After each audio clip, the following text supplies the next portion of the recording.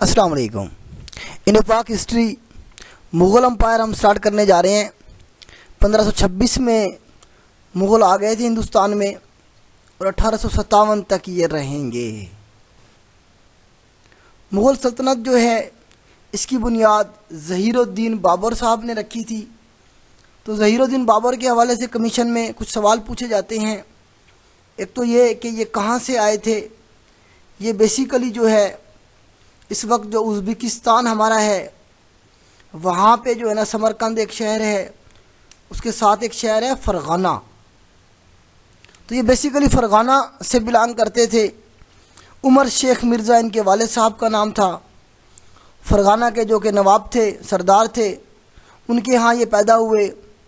ان کے جو والد صاحب کا جو سلسلہ نسب ہے وہ جو ہے نا تیمور لنگ کے ساتھ جا کے ملتا ہے، اور ان کی جو ماں ہے وہ منگولز کے ساتھ جا کے ملتا ہے ان کا سلسلہ نسب۔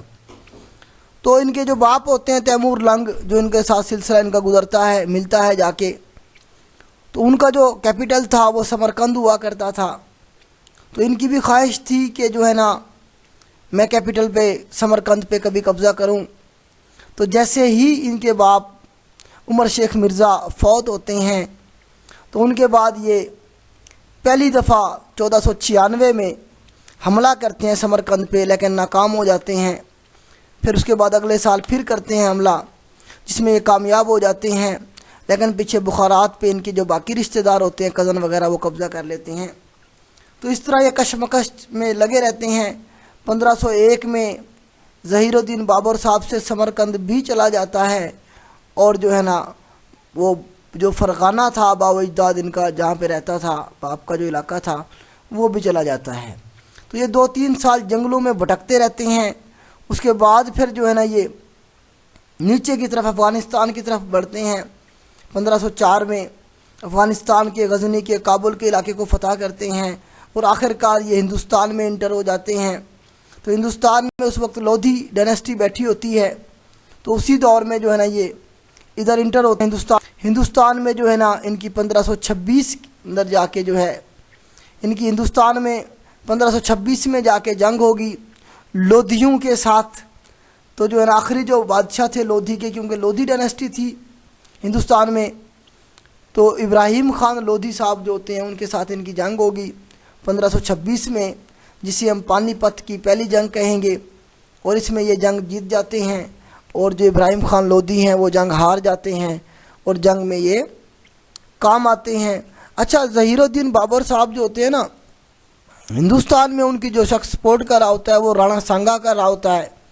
یہ راجستھان کا جو ہے نا جی نواب ہوتا ہے، سردار ہوتا ہے رانا سانگا صاحب، تو یہ بابر کی مدد کرتے ہیں۔ اس کے بعد پھر جو ہے خانوا کی جنگ ہوگی، تو ظہیر الدین بابر صاحب فتح کر کے اپنا کیپٹل بنا کے بیٹھ جاتے ہیں یہیں پہ۔ رانا سانگا اس چکر میں ہوتا ہے کہ یہ واپس چلا جائے گا، پیچھے حکومت میرے پاس آ جائے گی، لیکن اب جو ہے نا یہ واپس نہیں گیا ظہیر الدین بابر، تو رانا سانگا پھر اس کے ساتھ جنگ کرے گا 1527 کے اندر خانوا کے مقام پہ۔ اس میں جو ہے نا رانا سانگا کو شکست ہوگی، اور یہ جنگ بھی بابر جیت جائے گا۔ اسی طرح جو ہے نا جی 1530 کے اندر ظہیر الدین بابر صاحب فوت ہو جائیں گے آگرہ میں، لیکن انہیں دفن جو کیا گیا وہ جو ہے نا کابل میں جا کے دفن کیا گیا۔ تو یہ سوال پوچھا جاتا ہے کہ ہندوستان کا وہ کون سا مغل بادشاہ ہے جو ہندوستان میں دفن نہیں ہے یا پھر کابل میں دفن ہے، تو وہ ہمارے پاس ظہیر الدین بابر صاحب ہی ہیں۔ ان کے اگر کارنامے دیکھے جائیں تو ان میں جو ہے نا بابری مسجد کا جو کارنامہ ہے یہ جو ہے نا سب سے امپارٹنٹ ہے۔ تو جو ہے نا بابری مسجد انہوں نے بنوائی تھی 1527 کے اندر اتر پردیش میں ایودھیا کے علاقے میں، جسے 1992 میں شہید کر دیا گیا۔ جو ہندو انتہا پسند ہے انہوں نے شہید کر دیا ہے 1992 میں۔ اس کے بعد ان کے بیٹے جو ہمایوں ہوتے ہیں یہ 1530 کے اندر جو ہے نا حکومت سنبھالتے ہیں۔ یہ جو ہے نا بابر کا بیٹا ہے، اور ہندوستان میں مغلوں کے اگر دیکھیں گے تو ہم تو یہ دوسرے بادشاہ ہوتے ہیں ہمایوں مغل سلطنت کے۔ 1530 کے اندر یہ حکومت سنبھالتے ہیں باپ کے مرنے کے بعد۔ تو یہ بڑے پڑھے لکھے اور جو نا مذہبی انسان ہوتے ہیں، بہت زیادہ لائبریریاں بنواتے ہیں، ان کی وفات بھی لائبریری سے اترتے ہوئے سیڑھیوں سے یہ گرتے ہیں، تب جا کے وفات ہوتی ہے ان کی۔ تو ہمایوں کے حوالے سے تھوڑا سا ذکر ہم شیر شاہ سوری صاحب کا بھی کر لیتے ہیں، کیونکہ شیر شاہ سوری صاحب جو ہوتے ہیں یہ ظہیر الدین بابر کے جو ہوتے ہیں یہ جرنیل ہوتے ہیں۔ تو 1530 کے اندر یہ جو ہے نا الگ ہو جاتے ہیں۔ سسرام کا علاقہ ہوتا ہے یہ بنگال کے ساتھ، تو شیر شاہ سوری صاحب کے پاس وہاں کا علاقہ ہوتا ہے، سسرام کا علاقہ ہوتا ہے۔ یہ پوچھ لیا جاتا ہے کمیشن کے ایگزام میں کہ کہاں کے یہ جو ہے نا حکمران تھے، سسرام کے حکمران تھے۔ تو ان کی ہمایوں کے ساتھ جو ہے نا جی ایک جنگ ہوتی ہے، بیٹل آف چونسا اسے ہم کہیں گے 1539 کے اندر۔ تو یہ جو ہے نا بنگال کے کچھ علاقے کے اوپر شیر شاہ سوری صاحب حملہ کرتے ہیں۔ وہ علاقہ جو ہوتا ہے وہ ہمایوں کا ہوتا ہے۔ تو ہمایوں صاحب جو ہے نا اس علاقے کو آزاد کروانے کے لیے جاتے ہیں اپنی آرمی لے کے۔ تو یہ بڑا جو ہے نا سمارٹ موو کے ذریعے جو ہمایوں کو گھیر لیتا ہے، اور جو ہے نا اس طرح کر کے ان کی سپلائی لائن کاٹ دی جاتی ہے، اور اس طرح کر کے انہیں ایک سرپرائز دیتا ہے ہمایوں کو۔ تو 1539 میں جو بیٹل آف چونسا ہوگی، تو یہ جو ہے نا جی آپ کا جو دریائے جمنا ہے، جو دریائے گنگا ہے، اس سائیڈ میں ہوگی۔ تو وہاں پہ جو ہے نا جی بیٹل آف چونسا ہوگی، یہ شیر شاہ سوری اور ہمایوں کے درمیان میں۔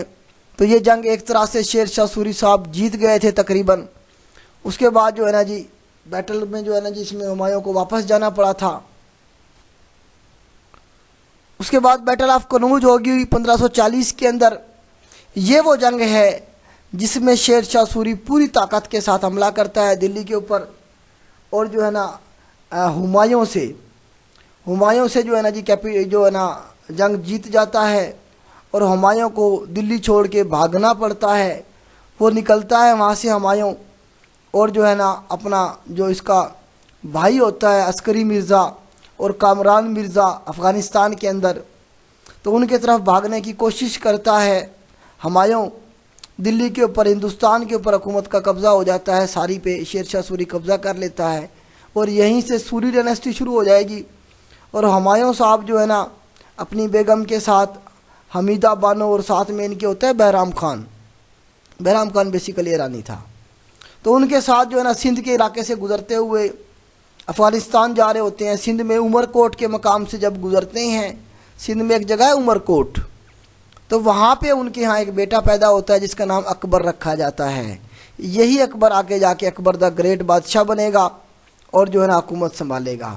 تو سوال یہ پوچھا جاتا ہے کہ اکبر کی جو جائے پیدائش ہے کہاں ہوئی، تو سندھ میں، پاکستان کا جو اس وقت سندھ کا صوبہ ہے، اس میں ایک جگہ ہے عمر کوٹ، تو وہاں پہ اکبر صاحب پیدا ہوئے تھے۔